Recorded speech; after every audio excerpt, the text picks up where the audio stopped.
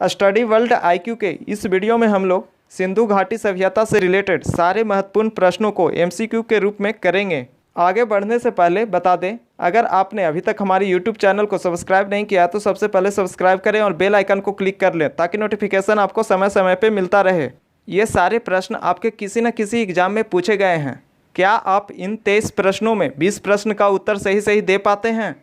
आप हमें लास्ट में कमेंट करके ज़रूर बताएं कितने प्रश्न सही हुए। आइए क्वेश्चन आंसर को स्टार्ट करते हैं।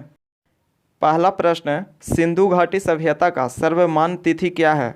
इसका उत्तर होगा ऑप्शन नंबर ए 2400 ईसा पूर्व से 1700 ईसा पूर्व तक। प्रश्न संख्या 2 है, सिंधु सभ्यता की खोज कब किया गया? इसका उत्तर होगा ऑप्शन नंबर सी 1921 में सिंधु सभ्यता की खोज किया गया। 1921 में सिंधु सभ्यता का जो पहला स्थल खोजा गया था वो था हड़प्पा। यह रावी नदी के तट पे था। इसकी खोज दयाराम साहनी और माधव स्वरूप वत्स ने किया। वर्तमान में हड़प्पा जो शहर खोजा गया था वो था पाकिस्तान के मोंटगोमरी जिला में। आपको यहाँ क्वेश्चन का आंसर बताना है, सिंधु सभ्यता का नाम हड़प्पा सभ्यता क्यों पड़ा? आप इसका उत्तर हमें कमेंट में ज़रूर दें। सिंधु सभ्यता का नाम हड़प्पा सभ्यता क्यों पड़ा, या सिंधु सभ्यता को हम हड़प्पा सभ्यता के नाम से क्यों जानते हैं? आप इसका उत्तर कमेंट में दें। प्रश्न संख्या 3 है, सिंधु सभ्यता का सबसे पश्चिमी पूरा स्थल कौन सा है? सिंधु सभ्यता का सबसे पश्चिमी पूरा स्थल कौन सा था? तो इसका उत्तर होगा ऑप्शन नंबर सी सुत कांगेडोर। पश्चिम में जो था सुत कांगेडोर था। आइए सभी स्थलों को एक एक करके देखते हैं।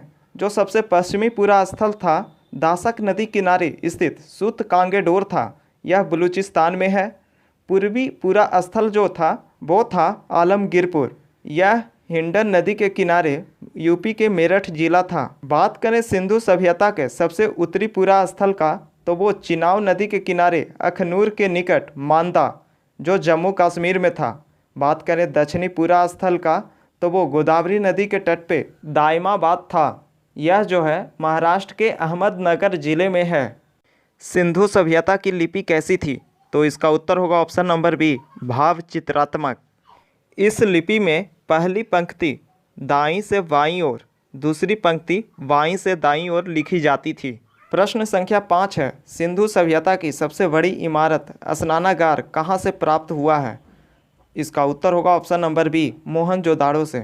मोहनजोदाड़ो से प्राप्त होने वाली कुछ वस्तुएं हैं विशाल अन्नागार, बृहत स्नानागार, कांस की नर्तकी की मूर्ति, एक सील पर 3 मुख वाले देवता की मूर्ति।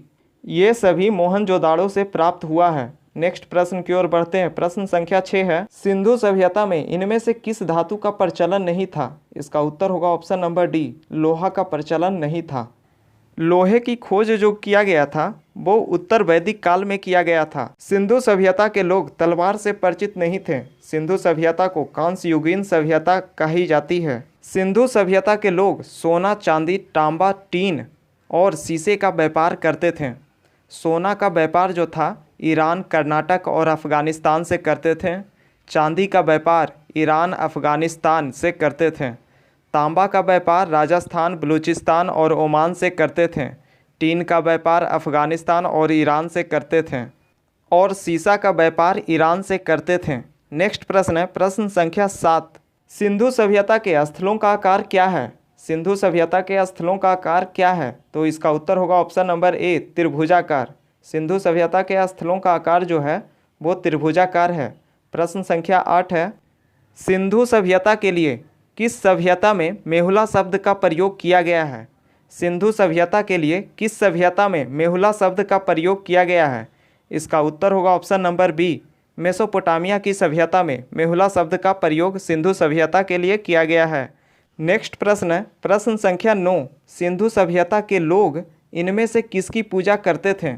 सिंधु सभ्यता के लोग इनमें से किसकी पूजा करते थे? तो इसका उत्तर होगा ऑप्शन नंबर सी पशुपति की पूजा करते थे सिंधु सभ्यता के लोग। सिंधु सभ्यता से नटराज की प्रतिमा भी मिली है, अर्थात इससे प्रतीत होता है वे शिव की भी पूजा करते थे। इसके साथ साथ वे सूर्य, नदी, नाग, पीपल, तुलसी आदि की भी पूजा करते थे। इसके अलावा सिंधु सभ्यता के लोग धरती को उर्वरा देवी मानकर इसकी भी पूजा करते थे और ऐसा भी माना जाता है स्वास्तिक जो चिन्ह हिंदू धर्म में है वो हड़प्पा का ही देन है। इससे अनुमान लगाया जाता है वे सूर्य की भी उपासना करते थे। प्रश्न संख्या 10 है, सिंधु सभ्यता में मनके बनाने के कारखाने कहाँ से प्राप्त हुई है? सिंधु सभ्यता में मनके बनाने के कारखाने कहाँ से प्राप्त हुई है? इसका उत्तर होगा ऑप्शन नंबर सी, चंदहुदड़ो से। और वर्तमान में जो चंदहुदड़ो है पाकिस्तान के सिंध प्रांत में है। इसकी खोज गोपाल मजूमदार ने की थी। प्रश्न संख्या 11 है, किस व्यक्ति ने हड़प्पा और मोहनजोदड़ो को एक विस्तृत नगर की जुड़वा राजधानी कहा है? किस व्यक्ति ने हड़प्पा और मोहनजोदड़ो को एक विस्तृत नगर की जुड़वा राजधानी कहा है? इसका उत्तर होगा ऑप्शन नंबर सी, पिग्गट ने कहा है। प्रश्न संख्या 12 है, हड़प्पा किस नदी के तट पे बसा हुआ है? हड़प्पा किस नदी के तट पे बसा हुआ है? इसका उत्तर होगा ऑप्शन नंबर ए, रावी नदी के तट पे। हड़प्पा की खोज दयाराम साहनी एवं माधव स्वरूप वत्स ने किया। वर्तमान में यह पाकिस्तान के मोंटगोमरी जिला में है। इसकी खोज 1921 में किया गया। नेक्स्ट प्रश्न है, प्रश्न संख्या 13, मोहनजोदड़ो किस नदी के तट पे बसा हुआ है? मोहनजोदड़ो किस नदी के तट पे बसा हुआ है? इसका उत्तर होगा ऑप्शन नंबर बी, सिंधु नदी के तट पे मोहनजोदड़ो बसा हुआ है। मोहनजोदड़ो की खोज राखल दास बनर्जी ने 1922 में किया। यह वर्तमान में पाकिस्तान के सिंध प्रांत के लड़काना जिले में है। प्रश्न संख्या 13 है, चंदहुदड़ो किस नदी के तट पे बसा हुआ है? चंदहुदड़ो किस नदी के तट पे बसा हुआ है? इसका उत्तर होगा ऑप्शन नंबर बी, सिंधु नदी के तट पे चंदहुदड़ो बसा हुआ है। वर्तमान में चंदहुदड़ो जो है पाकिस्तान के सिंध प्रांत में है। इसकी खोज गोपाल मजूमदार ने 1931 ईस्वी में किया। प्रश्न संख्या 15 है, रोपड़ किस नदी के तट पे बसा हुआ है? प्रश्न संख्या 15 है, रोपड़ किस नदी के तट पे बसा हुआ है? इसका उत्तर होगा ऑप्शन नंबर सी, सतलज नदी के तट पे रोपड़ बसा हुआ है। इसकी खोज यज्ञदत्त शर्मा ने 1953 से 56 की खुदाई में किया। यह पंजाब के रोपड़ जिले में है। नेक्स्ट प्रश्न है, प्रश्न संख्या 16, लोथल किस नदी के तट पे बसा हुआ है? लोथल किस नदी के तट पे बसा हुआ है? इसका उत्तर होगा ऑप्शन नंबर डी, भोगवा नदी के तट पे। यह जो है गुजरात में है। इसकी खोज रंगनाथ राव ने किया था। नेक्स्ट प्रश्न है, प्रश्न संख्या 17, सिंधु सभ्यता का बंदरगाह था। सिंधु सभ्यता का इनमें से कौन सा बंदरगाह था?